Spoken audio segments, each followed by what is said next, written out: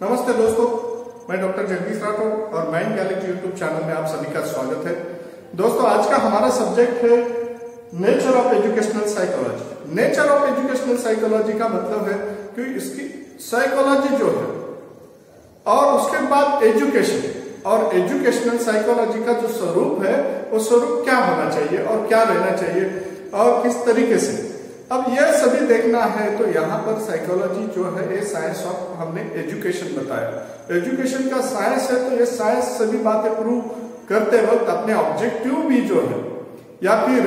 वहां पर वो ऑब्जेक्टिव भी प्रूव करता है। और जैसे ऐसे ऑब्जेक्टिव प्रूव करता है तो वहां पर सबसे पहली बात है ये well organised, systematic and universally accepted है।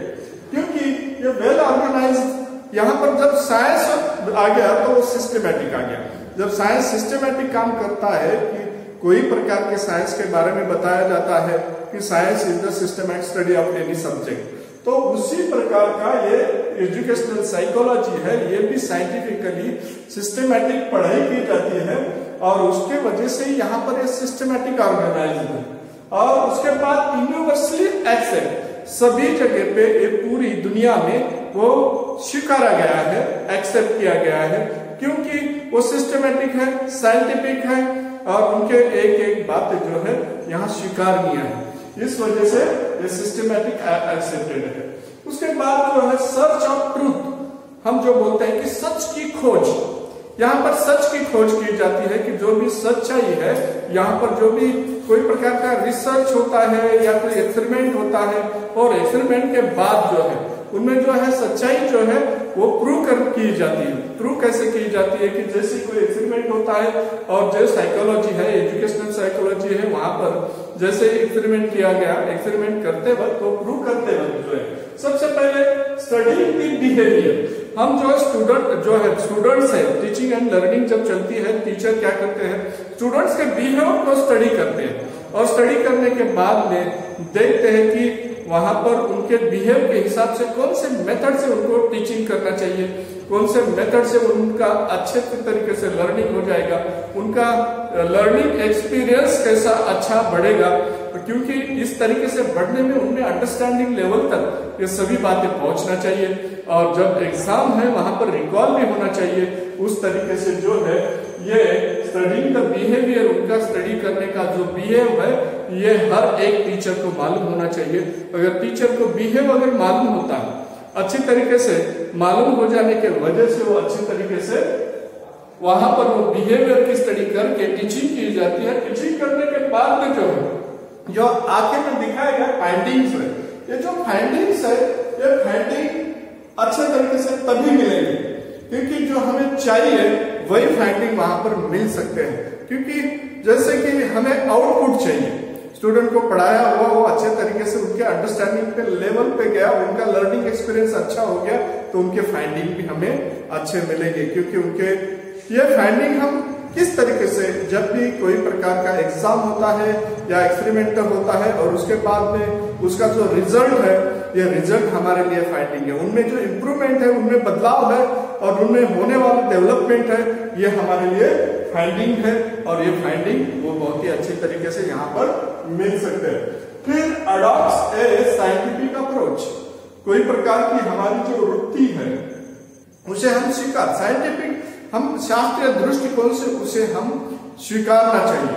अडॉप्ट करना चाहिए, हमें बदलाव लाना चाहिए। क्योंकि ये जो अडॉप्टेशन होता है, कोई प्रकार का बदलाव जो होता है कि हम कोई भी बात जब करते हैं तो वो ट्रेडिशनल लेवल पे करते हैं, पारंपरिक दृष्टि से करते रहते हैं और वो पारंपरिक दृष्टि से जो भी किया जाता है वो कुछ हद तक उस सिचुएशन में ठीक था, मगर अभी जो एडवांस कल्चर है, ये आधुनिक युग है, इस युग में वो सभी बातें लागू होगी ऐसा जरूरी नहीं है। तो उस हिसाब से हमें बदलते आना चाहिए और फिर बदलने के साथ साथ वहां पर जो नई चीजें हैं, नई टेक्नोलॉजी है, नए सिद्धांत है, ये भी नई थेरीज है, वो हम एक्सेप्ट करते हैं, अडॉप्ट करते हैं और फिर हमारा जो साइंटिफिक अप्रोच है, हमारा कोई प्रकार की जो वृत्ति है, हमारा दृष्टिकोण है, कोई भी अगर टीचिंग है, स्टडी है या फिर कोई एक्सपेरिमेंट है तो वहां पर हमारे जो दृष्टिकोण है साइंटिफिक दृष्टिकोण से उससे हमें देखना चाहिए, पढ़ना चाहिए और समझना चाहिए। और इसीलिए फिर हमारा साइंटिफिक अप्रोच जो होना बहुत जरूरी हो जाता है। उसके बाद दी प्रोसेस ऑफ प्रोडक्ट, अब जो प्रोसेस है, जो प्रोडक्ट की प्रोसेस है, कोई भी प्रोडक्ट अगर मिलाना है तो उसकी एक प्रोसेस होती है और वो प्रोसेस के हिसाब से जाते हैं, सिस्टमेटिक साइंटिफिकली जाते हैं तो हमें आउटपुट भी अच्छा मिलता है। उसको सबसे पहले हमें लॉजिकली वेलिडिटी ऑब्जेक्टिव्स। अब इसमें सबसे बड़ी बात है कि हमें कोई भी उद्देश्य सिद्ध करना है। हमारे उद्देश्य, अगर पढ़ाई का उद्देश्य क्या है, बच्चों में सुधारना किस तरीके से, हमारे देश का जो है राष्ट्रीय एकात्मता लाना, देश की जो है एकता है, विविधता में एकता निर्माण करना है और स्टूडेंट में नए रिसर्च और नए संशोधन होना चाहिए और प्रोग्रेस होना चाहिए। ये सभी जो लॉजिकली होना चाहिए, कोई इलॉजिकल नहीं होना चाहिए, क्योंकि उसका उस तरीके से अगर होते हैं तो उस तरीके से आगे बढ़ने में उसके सिद्धांत जो उसके उद्देश्य भी पूरे हो जाते हैं। अब ये उद्देश्य पूरे करते हुए तो रिलायबिलिटी, उसकी एक विश्वसनीयता होना बहुत जरूरी है, क्योंकि आज के सिचुएशन में कोई बात अगर प्रूव हो जाती है, मगर वो नेक्स्ट सिचुएशन अगर बदल जाती है या फिर वैसी सिचुएशन नेक्स्ट टाइम में है तो वही बात वो रिलायबल होना चाहिए, प्रूव होना चाहिए, सिद्ध होना चाहिए। उसके बाद वैलिडिटी, उसकी वैलिडिटी जो है मतलब वैधता जिसको बोलते हैं, वो वैधता भी रहना चाहिए वो, क्योंकि उस वक्त जो है, जिस वक्त हमने उसकी वैधता चेक की थी, जिस ग्रुप पे की थी, वही ग्रुप जो है वैसा ही अगर नेक्स्ट ग्रुप है तो उस पर भी वही प्रकार का अगर वो वैलिड है, वहां पर भी उनका रिजल्ट वही मिलता है। अगर वही सेम रिजल्ट अगर मिलता है तो समझना है कि वो वैलिड है और रिलायबल भी है। अब ये वैलिडिटी और रिलायबिलिटी ये भी एक हमारा उद्देश्य है कि जिसमें जो है प्रोसेस और प्रोडक्ट जो है उस तरीके से अगर होता है तो रिलायबिलिटी, वैलिडिटी लॉजिकली है, ये सभी स्थिति से जा रहे हैं। अब concern with what and why, concern with what and why का मतलब है कि हम भी व्हाट क्वेश्चन, क्या और क्यों, अगर ये क्वेश्चन करते हैं तो उस क्वेश्चन का आंसर हमें वहां मिलना चाहिए कि हम कोई भी एक्सपेरिमेंट का हम स्टूडेंट को क्यों टीचिंग कर रहे हैं, क्या रीजन है, तो वहां पर ये क्या रीजन है या उसका मतलब क्या है, तो क्या का आंसर हमें मिलना चाहिए वहां पर आंसर, क्योंकि बच्चों में इंप्रूवमेंट होना है, डेवलपमेंट होना है, उनकी पढ़ाई अच्छी हो गई, उनकी अंडरस्टैंडिंग अच्छी हो गई तो कोई प्रकार का जो रिजल्ट आगे चल के जो रिसर्च है या फिर आगे चल के टीचिंग है, लर्निंग है, ये भी अच्छे से हो रही है, उनके एग्जामिनेशन में भी पास हो रहे हैं और उनके डेली लाइफ में वो उनके जीवन में जो है इस एजुकेशन का अच्छे तरीके से उपयोग कर पाए। वाई, क्यों, क्योंकि उनके जीवन में अगर वो उपयोग में ला सकते हैं तो इसका मतलब हमारा ऑब्जेक्टिव पूरा होता है। कोई प्रकार का अगर टीचिंग होता है, अगर किसी सब्जेक्ट का अगर टीचिंग करते हैं तो टीचिंग करने का मतलब यही है कि वहां पर उनके डेली लाइफ में अगर कोई बात अगर ला सकते हैं, उनके जीवन में उपयोग हो सकता है, उससे वो खुश रह सकते हैं, उनके सिद्धांत पूरे हो जाते हैं, तो इसका मतलब वो व्हाट एंड व्हाई कंसर्न जो है वो पूरा होता है। Positive science rather than the normative science. तो देखिए यहां पर सबसे बड़ी बात है कि सबसे पहले कुछ जो सब्जेक्ट थे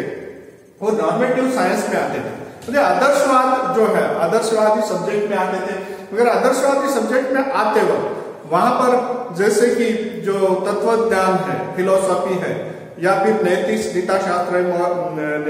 नैतिकता जो है उसके बारे में शास्त्र है, मॉरलिटी के बारे में शास्त्र है, दूसरे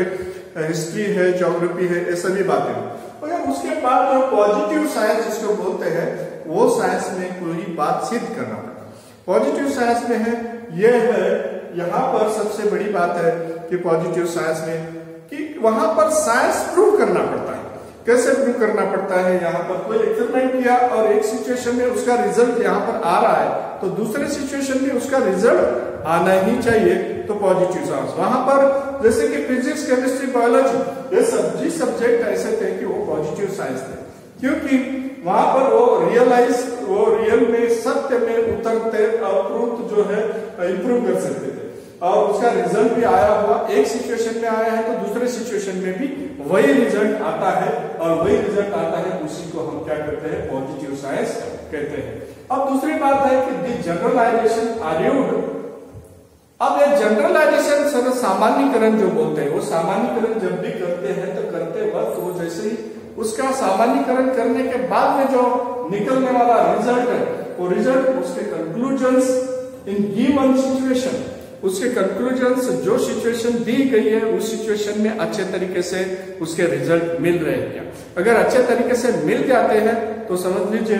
कि उसका स्वरूप प्रूव हो रहा है, यहाँ पर उसके ऑब्जेक्टिव्स पूरे प्रूव हो रहे हैं, क्योंकि उसके सामान्यकरण कर दिया हमने और करने के बाद में उसको गिवन जो दिए हुए सिचुएशन है, वो दिए हुए सिचुएशन में उसके कंक्लूजन्स निकल रहे हैं। अब ये कंक्लूजन ऐसा है कि उसका रिजल्ट पूरे हो रहे हैं। तो यही नेचर ऑफ साइकोलॉजी,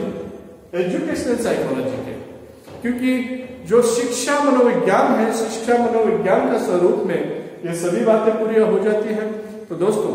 हमसे जुड़े रहने के लिए ये आप अच्छे तरीके से मनोविज्ञान, शिक्षा मनोविज्ञान का स्वरूप समझ गए हैं। तो इसी तरीके से आगे के सब्जेक्ट सुनने के लिए आप हमसे जुड़े रहिए। नमस्ते।